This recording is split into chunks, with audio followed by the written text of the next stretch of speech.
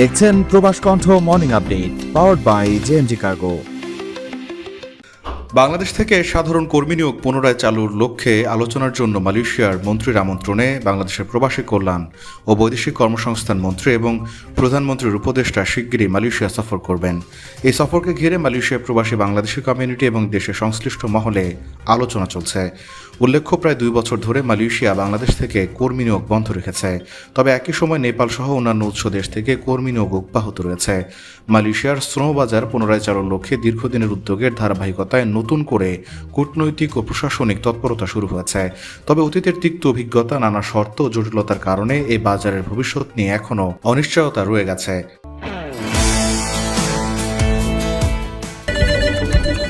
জি, আপনার shipment call পাঠানো হবে। 5 থেকে 7 দিনের মধ্যে ডেলিভারি। গ্রাহকের প্রত্যেকটি পণ্যের নিরাপত্তা নিশ্চিত করা। প্রতি সপ্তাহে শিপমেন্ট। বাংলাদেশের সব জেলায় ডেলিভারি সার্ভিস।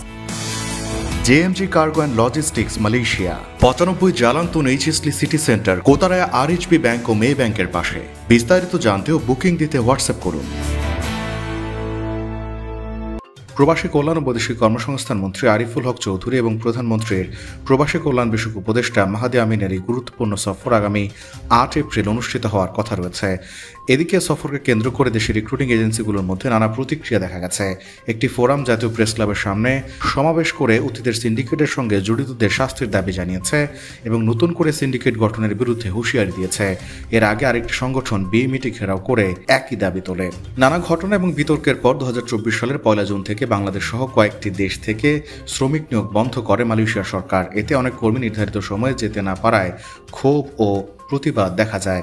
পরে তদন্ত কমিটি গঠন করে সরকার সিদ্ধান্ত অনুযায়ী যেতে না পারা কর্মীদের কাছ থেকে নেওয়া অর্থ ফেরত দেওয়ার নির্দেশ দেওয়া হয়। এ প্রেক্ষিতে রিক্রুটিং এজেন্টরা সরকার নির্ধারিত 79,000 টাকা ফেরত দিলেও অনেক কর্মী অভিযোগ করেছেন তারা মোট 4 থেকে 5 লাখ টাকা ব্যয় করলেও বাকি অর্থ ফেরত পাননি। দক্ষিণ পূর্ব এশিয়ার অন্যতম গুরুত্বপূর্ণ শ্রমবাজার মালয়েশিয়া কর্মী প্রেরণ পুনরায় চালু করা এখন বড় চ্যালেঞ্জ হিসেবে দেখা দিয়েছে। তবে মালয়েশিয়া সরকারের আমন্ত্রণকে ইতিবাচক পদক্ষেপ হিসেবে দেখছেন রিক্রুটিং এজেন্সি এবং কর্মপ্রত্যাশীরা। তারা আশা করছেন বৈধ রিক্রুটিং এজেন্সির জন্য সমান সুযোগ নিশ্চিত করা, অভিবাসন ব্যয় কমানো এবং ভবিষ্যৎ হঠাৎ করে শ্রমবাজার বন্ধ না হওয়ার নিশ্চয়তা দেওয়া হবে। অভিবাসন বিশ্লেষকরা বলছেন, গত সরকারের সময় সিন্ডিকেট ও অতিরিক্ত অর্থ আদায়ের বিষয়টি আন্তর্জাতিকভাবে আলোচিত হয়েছে। তাই বর্তমান সরকারকে সতর্ক থেকে কার্যকর সমাধান দিতে হবে। বারবার শ্রমবাজার বন্ধ হওয়া, সিন্ডিকেটের দৌরাত্ম এবং নীতিগত জটিলতা বৈদেশিক কর্মসংস্থানকে অনিশ্চয়তায় ফেলেছে। প্রবাস কণ্ঠ নিউজ ডেস্ক।